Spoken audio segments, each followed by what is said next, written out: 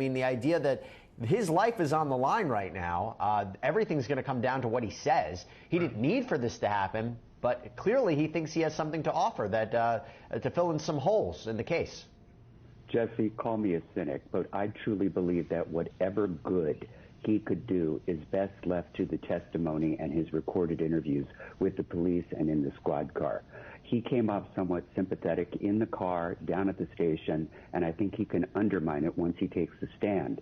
You know, Jesse, I wasn't kidding when I said offline that he comes off just from afar as being one of these lettered legacy children from a great legal dynasty.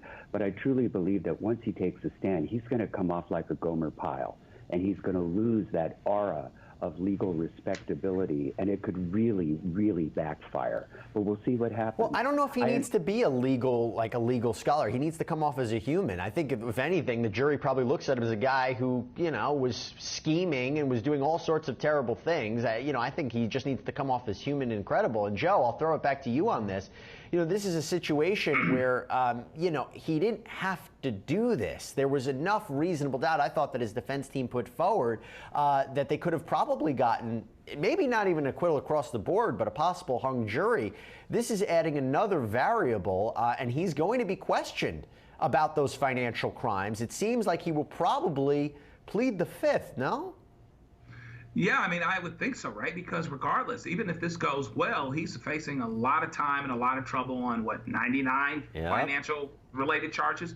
So he's got some problems any way you look at it. So there's a lot of minefields. I agree with Philip entirely. He's in a lot of trouble testifying, and I just don't, and I think it's got to bring the inconsistencies back to the forefront. The things that people would look at to say there's inconsistency between, you know, what came forward in the investigation in terms of what you said and where your phone actually were, where you were. People recognized your voice. You were here, you know, basically intimidating the family helper, you know, and all of these other things that are kind of brought back to front. You know what I mean? And so I think there's going to be a problem there for sure. And, you know, it's always hard when your guys are spending a lot of time saying, well, he may testify, but we want this certain thing to be limited and crossed. It's not good. Well, Philip, here's the question I have. If his testimony contradicts the testimony of Blanca Simpson or Shelley Smith or, you know, any of the people who said that was his voice on that tape, I don't know why they would have an incentive to make something up or an incentive to lie unless they completely got something wrong. Clearly, he would have an incentive to lie. And so the question, and by the way, the jury's heard him lie. The jury's heard him say that he's lied to investigators. So this again becomes a question of why this is necessary. If he's going to just say, I never said that to her, I never said that to her, why should the jury believe him now? I agree with you, Jesse. He's better off looking as if he was confused at the time, you know, that while he was, as we say in Yiddish, a little vermischt from all the activity, you know, he didn't get all the facts and the timeline straight. But if he takes a stand that I truly believe under that primacy recency notion, that's going to be the lasting final impression with that jury, and they're not going to believe a darn word he said. Oh, but this may be the big, I thought, Joe, the timeline that was created by the prosecution, that really multi-page timeline, was going to be the thing that the jury would really focus on. I imagine they still could. But now it's going to be the testimony of Alec Murdaugh. And it seems to me that this is a guy who got himself into trouble based on everything that he said. It was not only what the evidence was at the crime scene, but it was what he said afterwards, his words that got him into trouble. You would think that maybe that would give him pause, but clearly not. And maybe, look, maybe I'm a little too pessimistic. Let's see how he does. What do you think, Joe? Could this actually be to his benefit? I think it's just going to be hard for it to be to his benefit. I guess anything is possible, right? He's facing a lot of time, even in a best case. And so he figured he'd go for it. Maybe there's some ego there. Maybe he's hoping that the love for his children, for his wife, for his family comes through. But there's a lot of inconsistencies that get brought back to front by virtue of his testimony. And so, you know, if his attorney is objecting on cross about particular things being said, now he looks inconsistent because here you are. You went on the stand. You're the accused murderer. Of course, they're going to ask you a bunch of questions, and you're going to look like you don't want certain information to come forward. So, you know, there's a lot of minefields. It's a great defense attorney. I like counsel.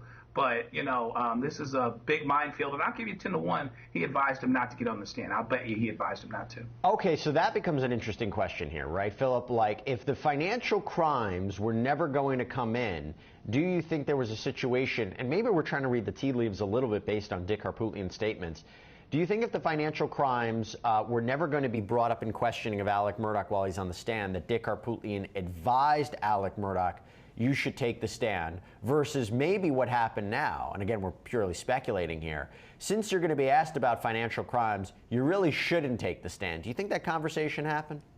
I think the conversation happened, but I think on balance, his counsel told him not to take the stand in any scenario. It could only get worse. Right now, what you have in all those videos is him denying it.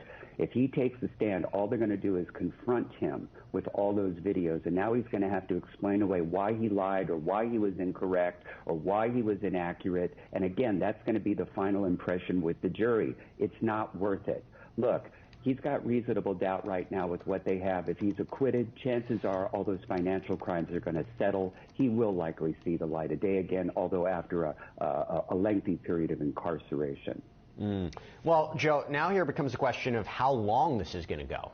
So we thought that the defense was going to finish up their case by the end of the week. You heard Dick Harpootlian saying earlier that if all this comes in, all the financial evidence, and he's going to be questioned about it, this could make the trial last another week. I mean, are we talking about potential Robert Durst line of questioning where it lasted 9 days?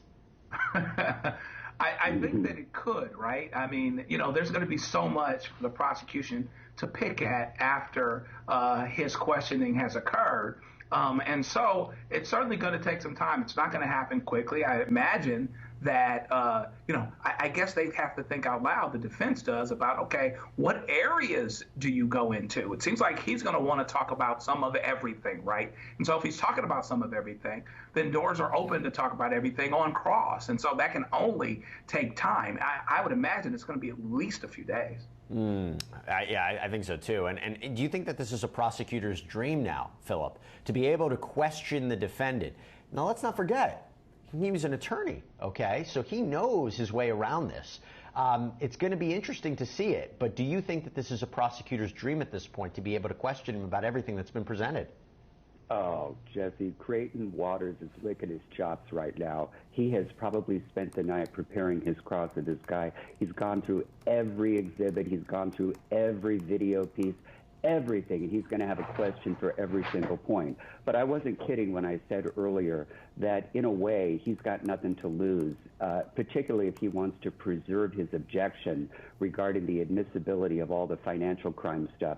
He has to take the stand in order for that to be reviewable on appeal under that Luce versus United States line of cases. All right, wait, we're seeing some activity. We can jump live right now. Alec Murdaugh is about to take the stand.